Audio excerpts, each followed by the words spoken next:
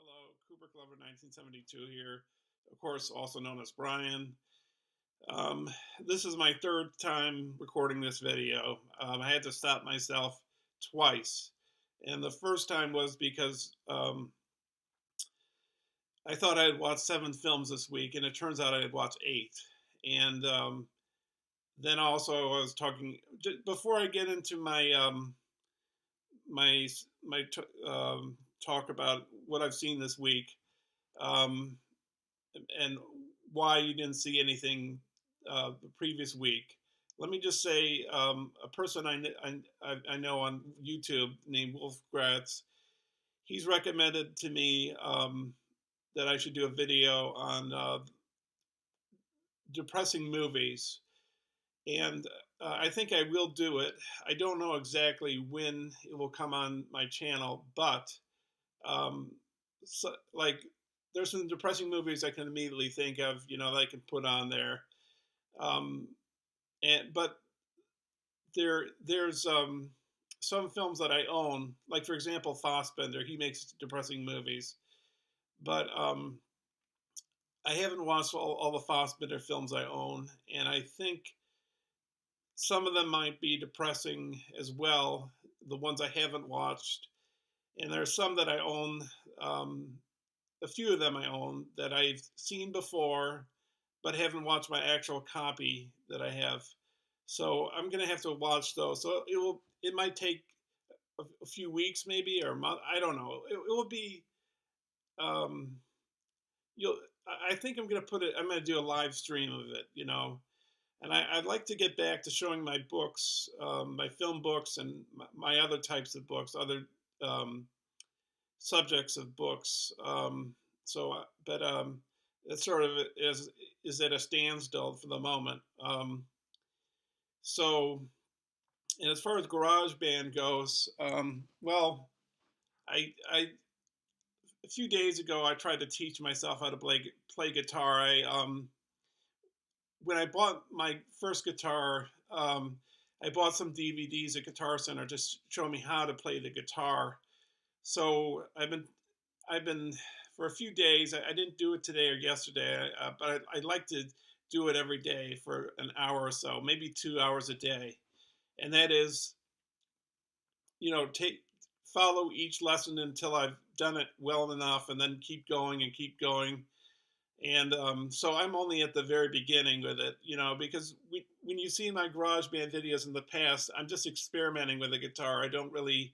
I'm not really nuanced in the vocabulary of of the language of guitars. I'm not. I just don't understand everything. I'm not. I don't know what an E flat is from an A minor and that kind of a thing. So the thing I was learning was to do a power chord. So I was putting my fingers on the guitar neck on the second fret, and I was putting, let's see, the second and third fingers on the A and D strings, and then um, wait a minute, is that right?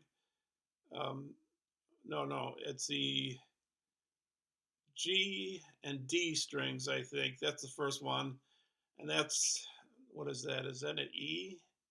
And then the next one up, which is the D and the E, and then down below that, uh, towards a higher E, not the E, but the, let's see, the B.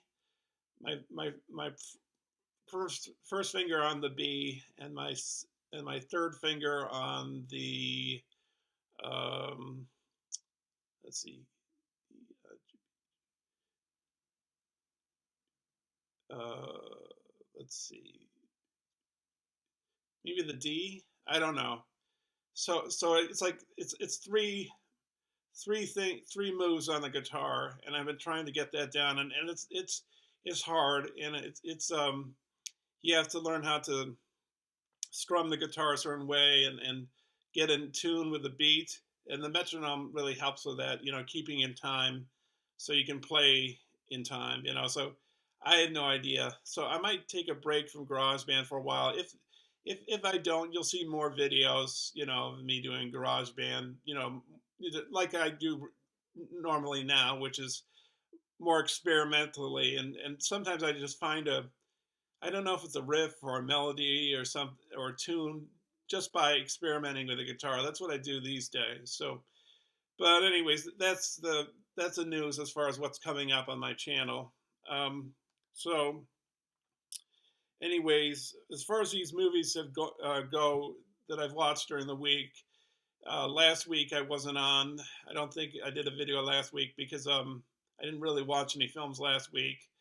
I think I did watch a few films, but they were for the film festival that I'm involved with. I'm a screener for the film festival, so I have to watch it and rate it and judge it, But I, I had I commit myself to doing that, and I watch them all the way through, no matter how good or bad they are, So, but anyways, this week I managed to watch 8 films, so maybe this will take a little while to talk about all these, but let's get into it. So, anyways, number one is Black Magic off of Mubi, the streaming site, MUBI.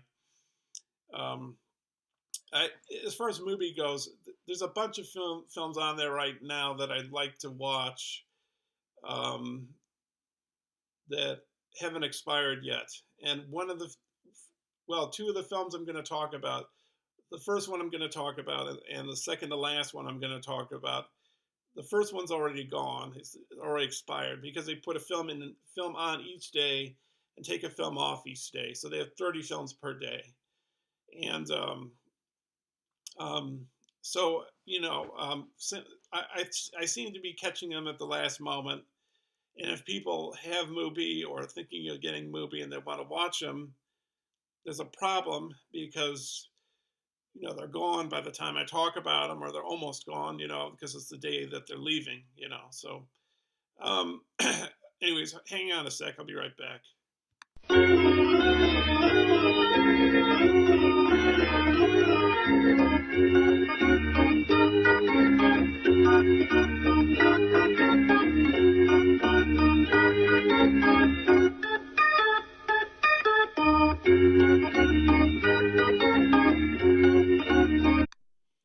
Okay, I just had to get a drink of water because my voice sounded kind of hoarse. Um, anyways, so the first movie I watched was Black Magic. It came out in 1949. It's directed by Gregory Ratoff and Orson Welles. Stars Orson Welles and Akim Tamiroff. Akim Tamiroff, I think. Well, no, I think he was in Touch of Evil. He played Mr. Grandy, I think it is.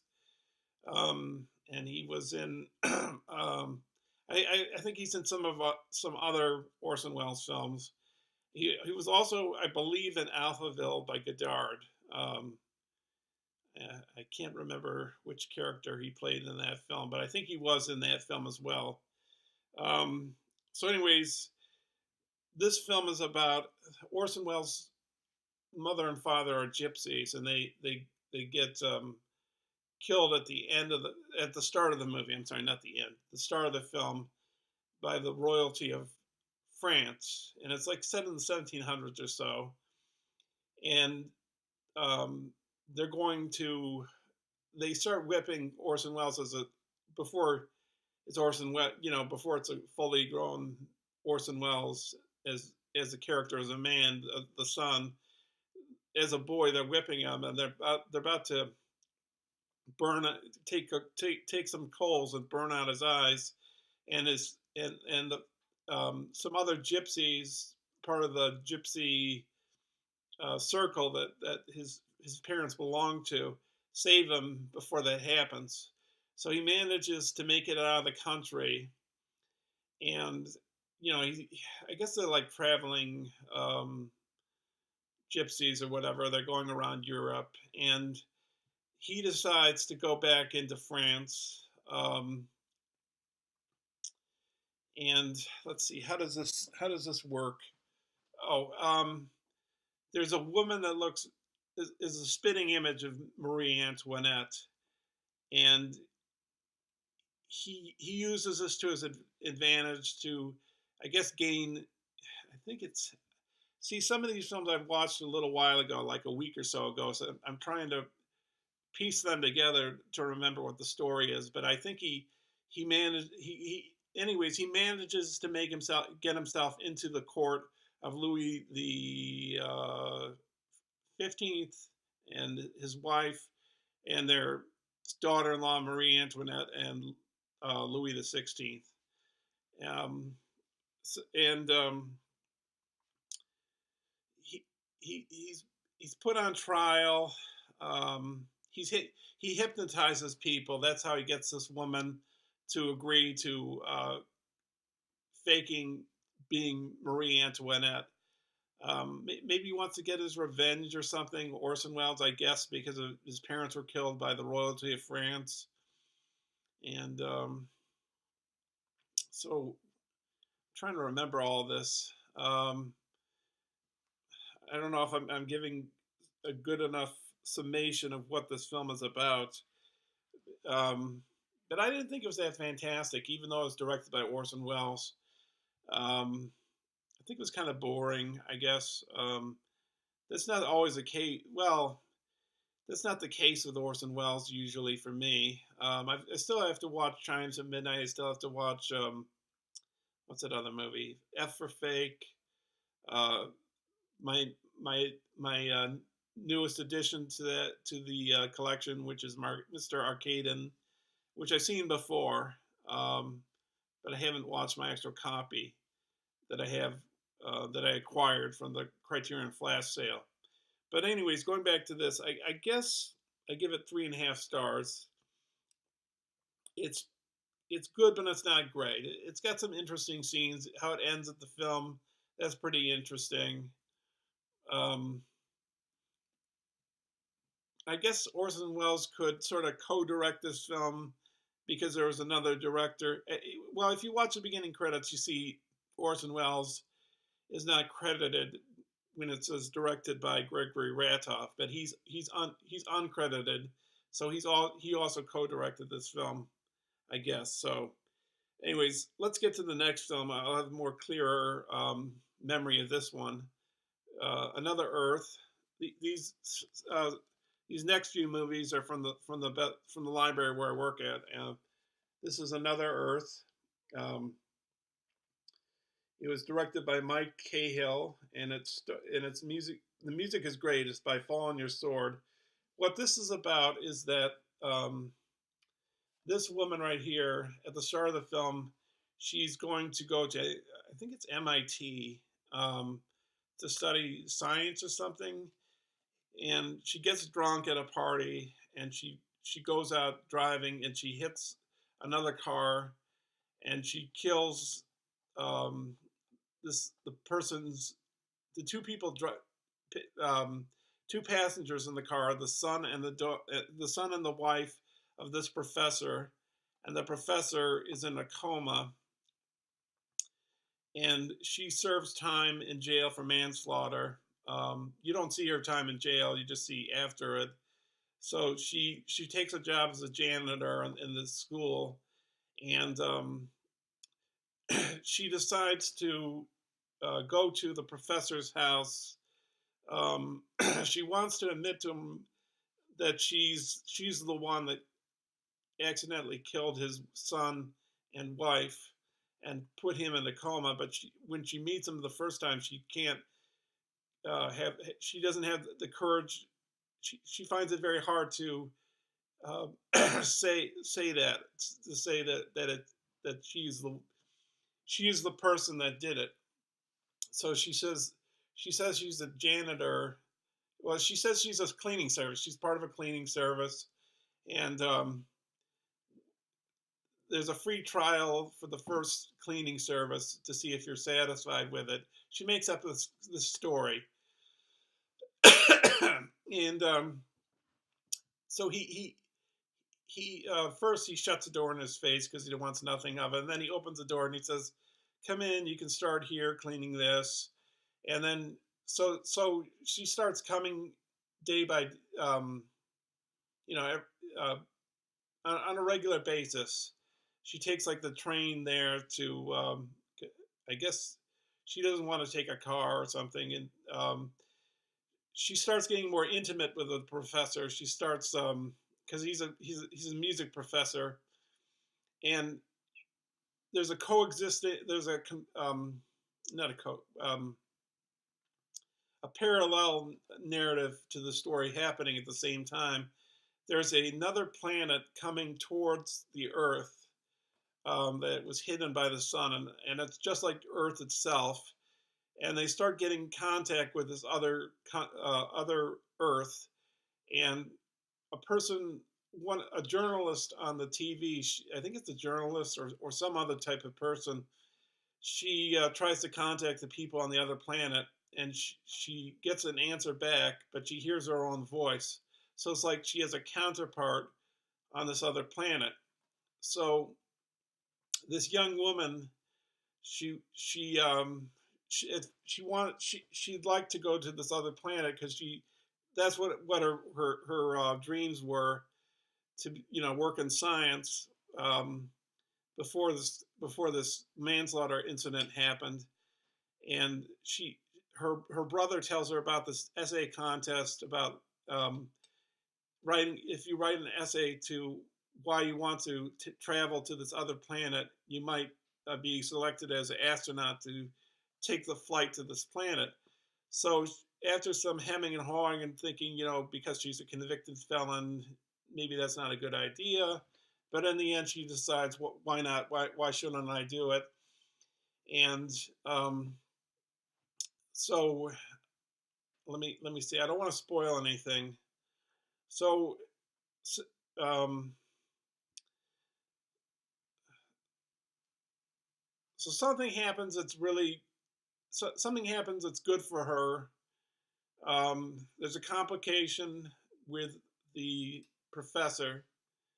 Um, they fall in love, um, and he doesn't know that the identity of the person who committed the manslaughter on his wife and child, because she was a minor when it happened, and the records keep them records keep the identity of the person secret because she was a minor.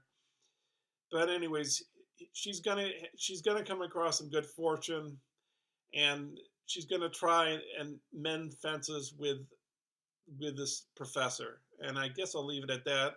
And I really like this film a lot. The score was also very good. The score was it was directed by Mike Cahill, and the music is by Fall on Your Sword. It's sort of like electronic kind of score. It's kind of like a techno type score, and the ending is great. I like the fact that even though it's a science fiction film and you see the other Earth in the sky, it also has, you know, a regular story going for it.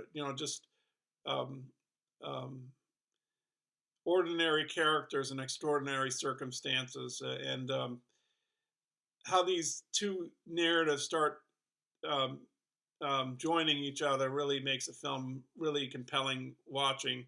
So I'm going to recommend it, and I'd say I give it 4 stars. So next film I watched is sort of following the same tread or so, and it's Melancholia, directed by Lars von Trier. Um, Came out. Oh, and Another Earth came out in 2011, just the same as Melancholia. I think I told you Black Magic came out in 1949. So, anyways, Melancholia, directed and written by Lars von Trier. It stars Kirsten Dunst, as you see there, Charlotte Gainsbourg, who's been in some of Lars von Trier's other movies, Alexander Skarsgård, Charlotte Rampling, John Hurt, Stellan um, I put in Stella, but I think it's Stellan. I screwed up there in the spelling, I think.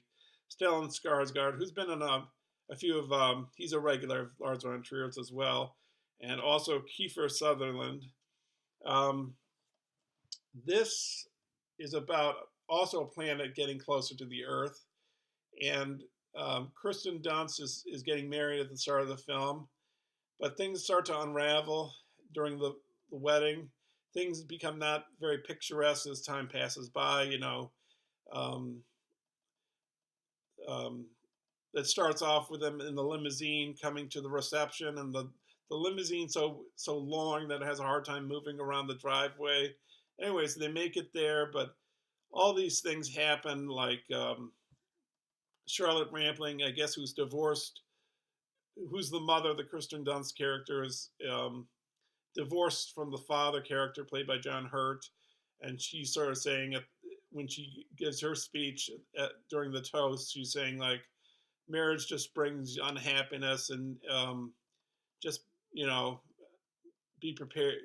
I don't know if she says be prepared. She says marriage brings unhappiness, and you're um, just be prepared for it. I don't know. It's just not going to be great. She thinks because of the way her marriage turned out with John Hurt. And John Hurt, I think he says to Kirsten Dunst, he's very happy for her. But again, I think that I see these Lars von Trier kind of cruelty kind of things going on, like um, Kirsten Dunst is kind of breaking down as the night wears on, and Kiefer Sutherland is kind of threatening her because her new husband, I think, is employed by Kiefer Sutherland's character, and Kiefer Sutherland is saying, if you break down, I'm gonna really mess you up. I don't know. It just I think Lars von Trier is sort of misogynistic, kind of. I sort of see that in his other movies. Like Breaking the Waves. What's that other one? Nymphomaniac. Maybe the female actresses in his films don't really feel the actresses in his films don't feel that way. I don't know, but anyways, as the film goes on, it goes on for a few days, and her sister, Kirsten Dunst's sister, is played by Charlotte Gainsbourg, who was in Antichrist with Willem Dafoe. That's another Lars von Trier, and she was in Nymphomaniac. So um, she starts to unravel, and then it starts becoming her story, if I'm getting this correct. And she's married to the Kiefer Sutherland character. So, but anyways, I like this film, and I guess I like the Wagner score, which was from Tristan and Isolde. Um, I don't know if I messed up what I'm talking about right now. Sometimes I don't know if I sound totally coherent. But anyways, um, this was good. The way it ended was pretty interesting visually. It has these nice like meditative kind of scenes with the Wagner music, which they play the same portion of the maybe it's the overture or the end part of Tristan and Isolde. They play the same piece of music over again. They don't play anything else but that for the score. And they do have a little other music, like music that's played at the wedding at the reception. But other than that, you hear the Wagner music. So I'm gonna give this film 3.5 stars. It was good, pretty good. I give it I give it like more. I give it half a star more because of the Wagner score, the beautiful cinematography. Um, I just thought it was pretty good. But it kind of lagged in a few places. It kind of slowed down, and I don't know. It just um, I'm gonna give it 3.5 stars. So and this is the last one from the library. And then I got a few other ones. This is I've got four other ones after this one. This is Gotti with John Travolta. This came out in 2018, last year. It's directed by Kevin Connolly. It stars John Travolta, Kelly Preston. I think Kelly Preston is his wife in real life, and Stacy Keach. The music is by Pitbull and Jorge Gomez. Um, I thought his portrayal of John Guy wasn't too bad. I thought it, he has the gray haircut with the stiff kind of hair that and he embodies the character fairly well. I think I don't know tons about John Gotti, but I thought it was an interesting film. I don't think it's Goodfellas. I don't. I don't think it's quite up to that. Um, but I enjoyed it. Um, yeah. So when I'm trying to remember what happens in the film. Um, I mean, he goes through a few court cases, being accused, I believe, of murder, maybe some other charges in the same cases, but he always gets acquitted because he threatens the jury. Um, he does various things to make sure he gets out, and that's how he acquired the name the Teflon Don. And one of his sons was accidentally killed by a driver on the road, um, in real life, and he manages to be put in jail eventually, and he wants his son to carry on for him, and his son initially, I guess, does, but he wants to get out of it. He wants to finish.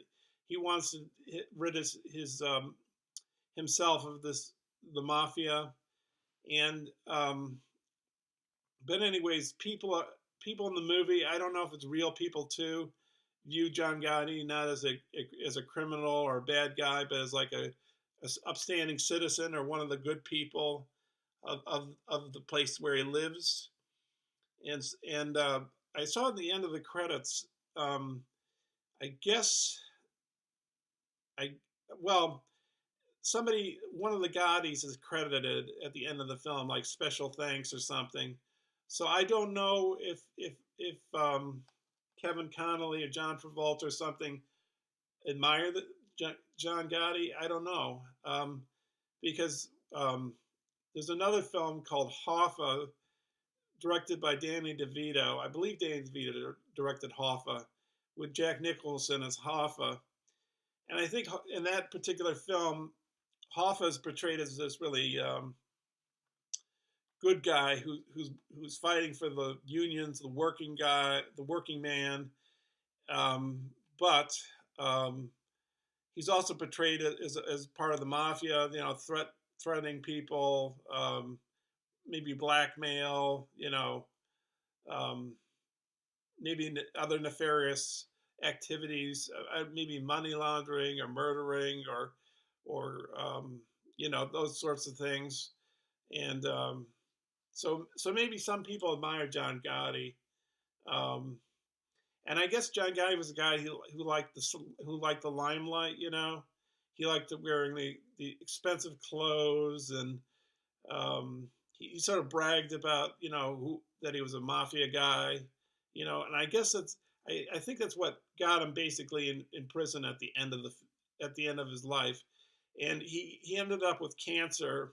I think it was more than one type of cancer. Maybe I'm wrong on that, but I think it was was he 79 when he died? I'm not sure. Also, I've seen some.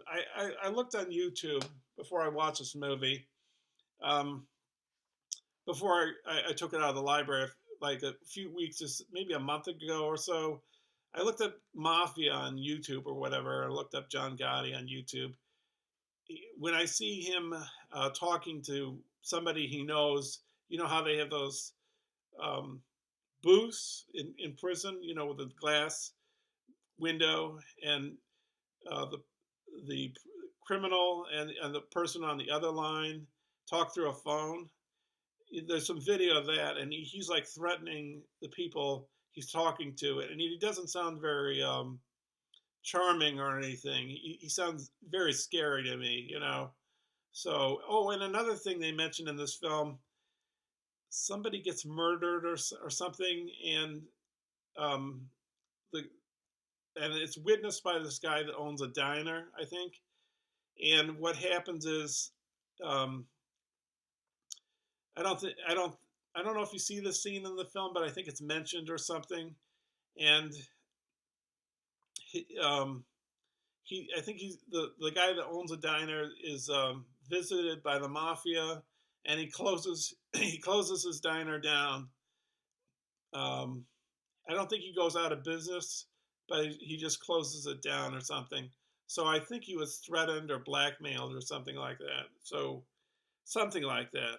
So, but anyways, so I give that was it was kind of an entertaining movie. So I give it 3.5 stars. The next two films I watched on Friday, this past Friday, Joe Bob Briggs on another streaming service that I have called Shudder, which is a horror streaming site. He's done a few specials on there. He did the a drive-in marathon. That was his first, um, and then he did one for Thanksgiving and Christmas. For Thanksgiving, he did Dinners of Death. I watched some of that. I was at my cousin's house, and we were having Thanksgiving, so I couldn't watch all of it. So I watched portions of it. And there was one film that they were showing, Dead Alive, I think it was, or by Takashi Mika or whatever. And it's just this disgusting scene in it, and I sort of have stalled on watching it because of the disgusting scene.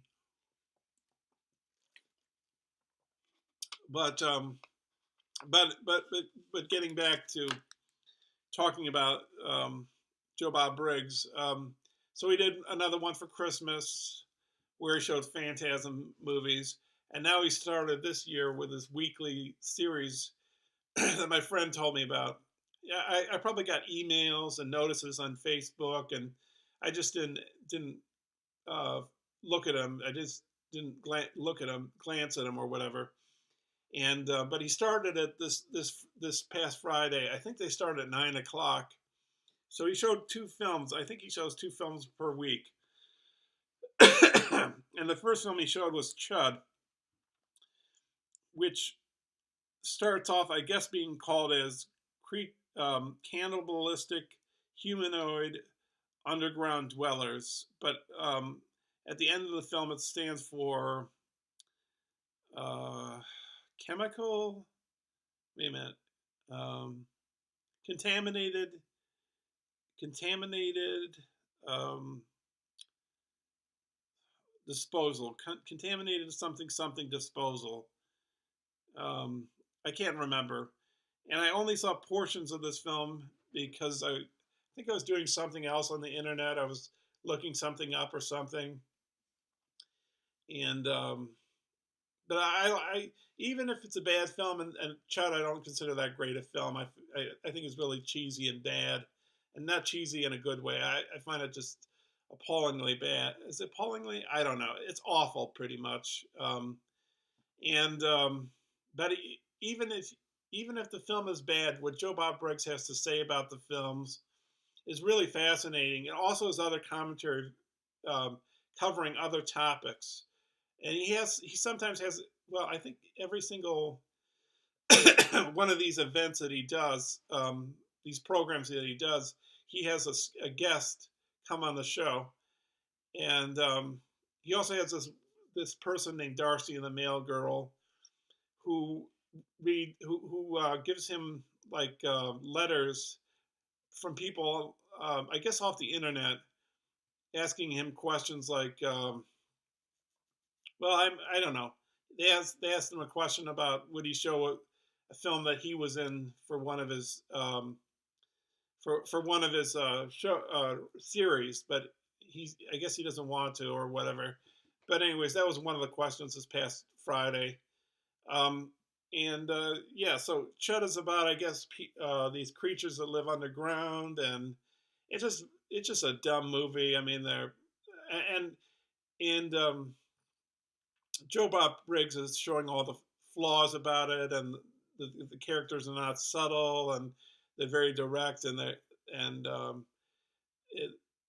it's not realistic that people would act that way, I guess. And the flaws, the whole lot of holes in the logic of the plot and how it operates, and the creatures look pretty crappy looking for the most part. You know, they look pretty cheap looking, and the acting is seems very forced and unnatural, I guess.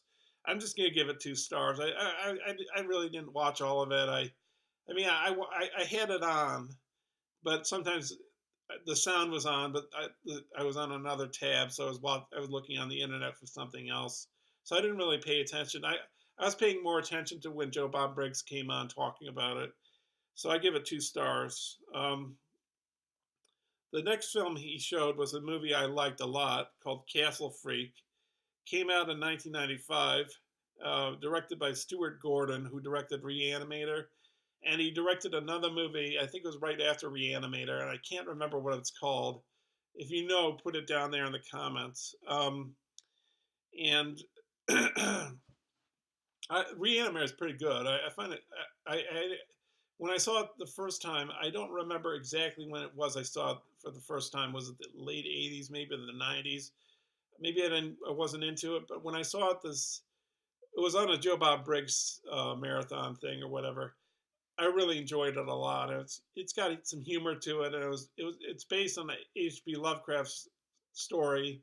So is this one, and so is the one that took place that was made after Reanimator. And I think Joe Bob Briggs said that he liked the one that was made after Reanimator more than the film Reanimator, which a lot of people like more. But anyways, that has like humor in it, and he's saying Castle Freak basically is very serious and doesn't have any humor in it. It stars Jeffrey Combs, I think, who was in Reanimator, and Barbara Crampton. I think she was also in Reanimator, and it's based on The Outsider by H.P. Lovecraft, and the music is just great for the film by Richard Band.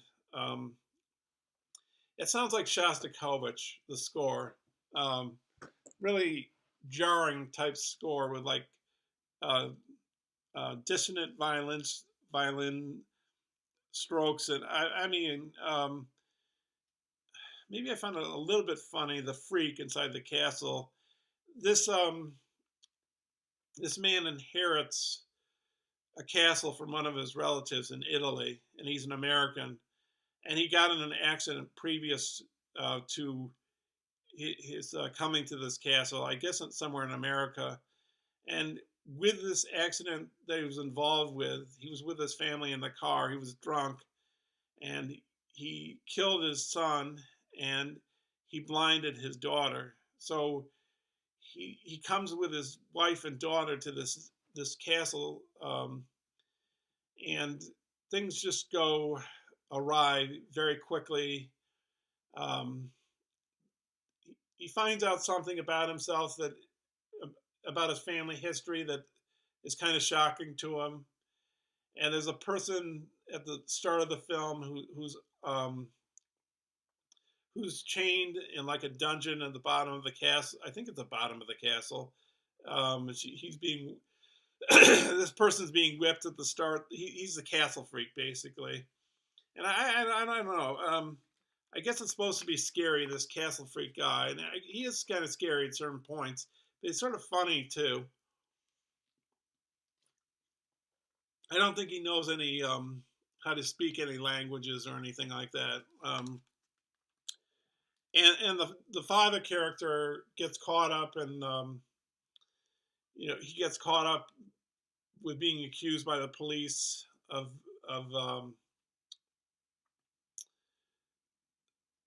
his dealings with a prostitute, and things just go wrong, start going wrong. Um,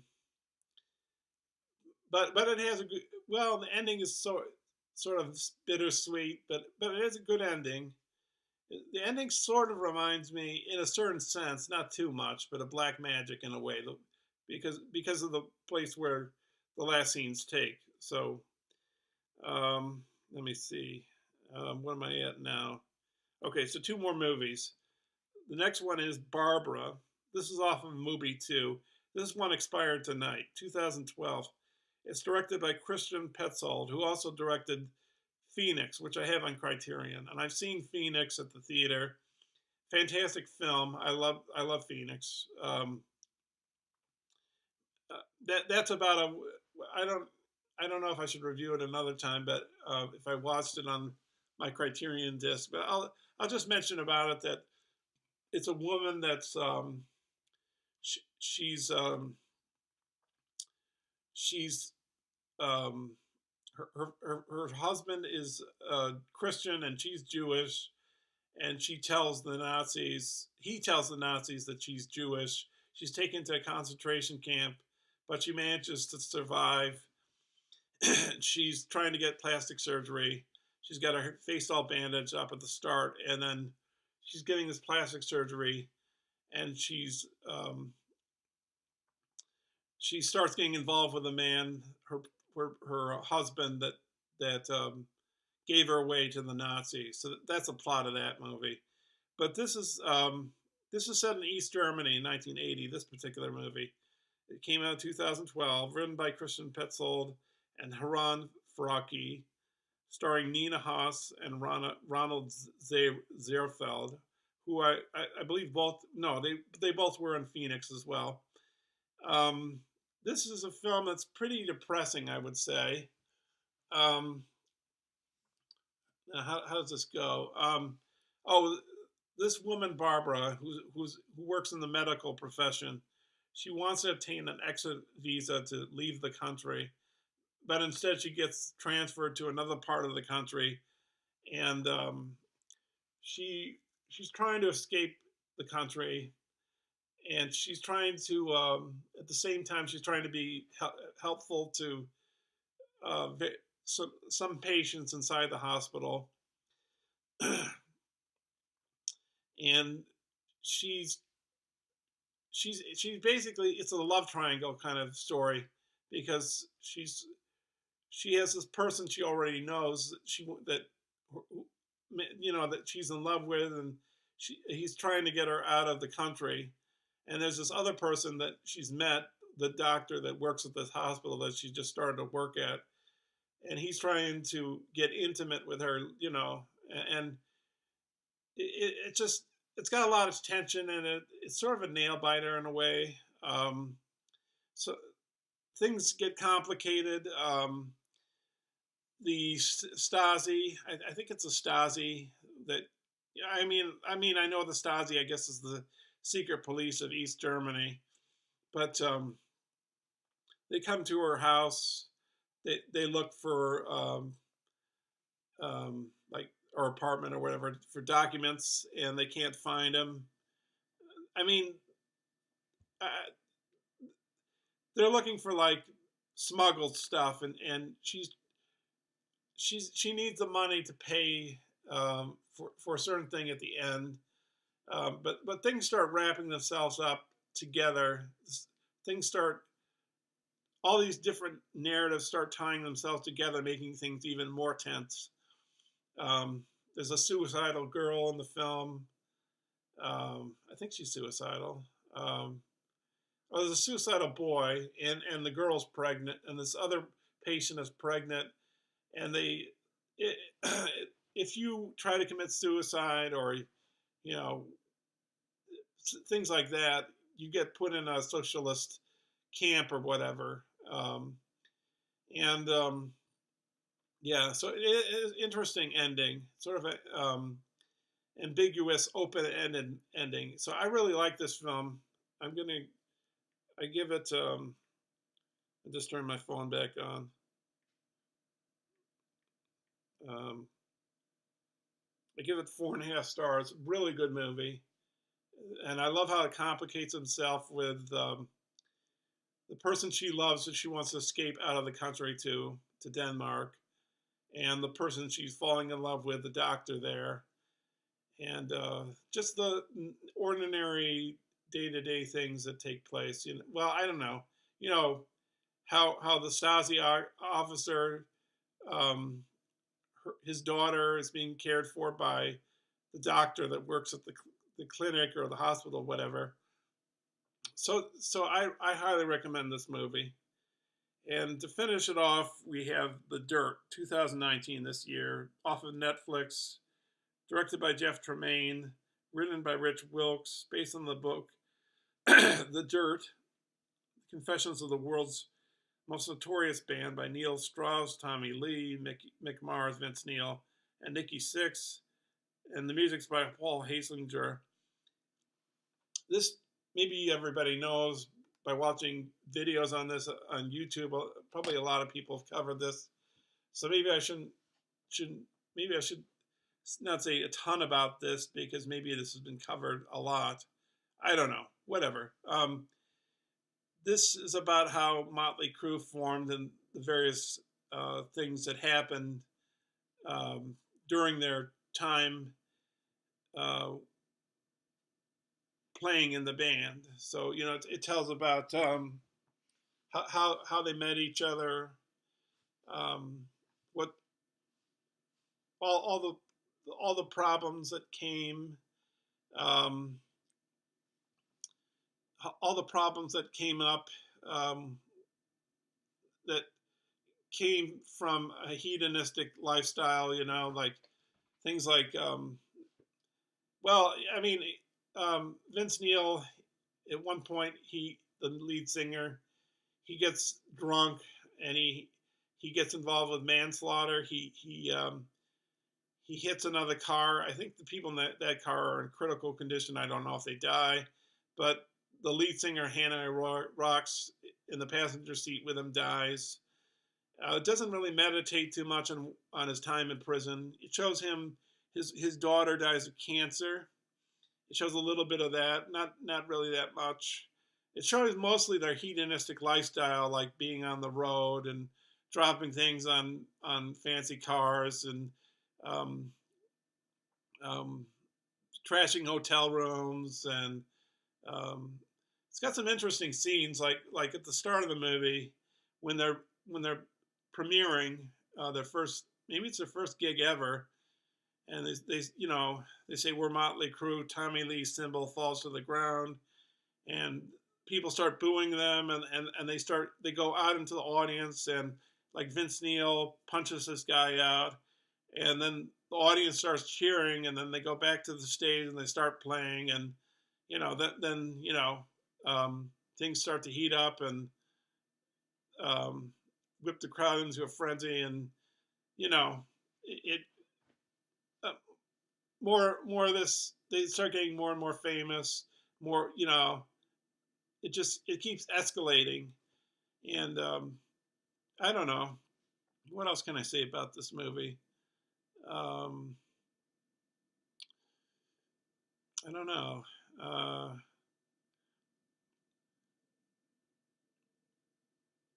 They all go to rehab, I believe. That's another thing they do. Um, yeah, I don't know. They sniff cocaine sometime for a few scenes, and um, Ozzy Osbourne appears in the film as a character playing him, and he he they're sniffing coke in that scene, and he urinates on near the swimming pool, and he licks it up, and another Motley Crue guy does it too, and so it's got the shock elements to it, but I really enjoyed it because it was just just a fun film to watch. I mean, I doubt it was a real barrel of laughs when it was happening. I'm sure it was kind of crazy, but I liked it. I'm gonna give it 4 stars. I thought it was great. I really, because it was just fun. It was just enjoyable. I mean, maybe it wasn't a great time for everybody there. You know, like maybe people being punched and just bad things happening, like drug overdoses and things like that. You know, like Nikki Six. Is it Nikki Six or is it Mick Mars? I think it's Nikki Six is in the ambulance and they think he's almost going to die, and then this guy in the ambulance hits him with a, not hits him, injects some, injects him with a needle. All of a sudden, he jumps right up out of the what do you call that? Out of the thing you lay down on in the ambulance. I can't think of it. Anyways, I think that's it. I've covered it. I covered all the films. That's 8 movies. It's just to give you a summary here. Black Magic, 3.5 stars. Another Earth, 4 stars. Melancholia, 3.5 stars. Gotti, 3.5 stars. Chud, 2 stars. Castle Freak, 4 stars. Barbara, 4.5 stars. And The Dirt, 4 stars. So, anyways, let me just finish this video by saying I think I sounded kind of incoherent at some of these summations of the plots and everything. I don't know. I think it's partially due to the fact that I haven't watched them enough recently. I mean, like talking about Black Magic, for example, by Orson Welles. I watched that like maybe a week or so ago, so it's hard for me to remember. I don't know if it's my age. I'm 46, so I don't know if it's my age just doing it. And I don't know. Or maybe if you watch a lot of movies during the week, maybe it's hard to keep it all straight. You know, I don't know. I hope you've made it all the way to the end of this video. I probably sound rambling in some of the earlier parts of the video. I usually, I think, sound more succinct when I'm doing these videos, but I'm sorry. I feel like I'm sort of all over the place. So, anyways, I'm gonna go now. Thanks for watching. I know this video is kind of long, but I don't know. Maybe the next week's video will be shorter, like 30 minutes or 20 minutes. Maybe usually like 30. I got some anime films from the library I haven't watched yet, so I gotta watch those, and some movies on Mubi. Maybe doing them in enough time that if people possibly are thinking of watching them on Mubi, there'll be enough time for them to see them. You know, if they do, whatever. So with that, I say goodbye, and thanks for watching.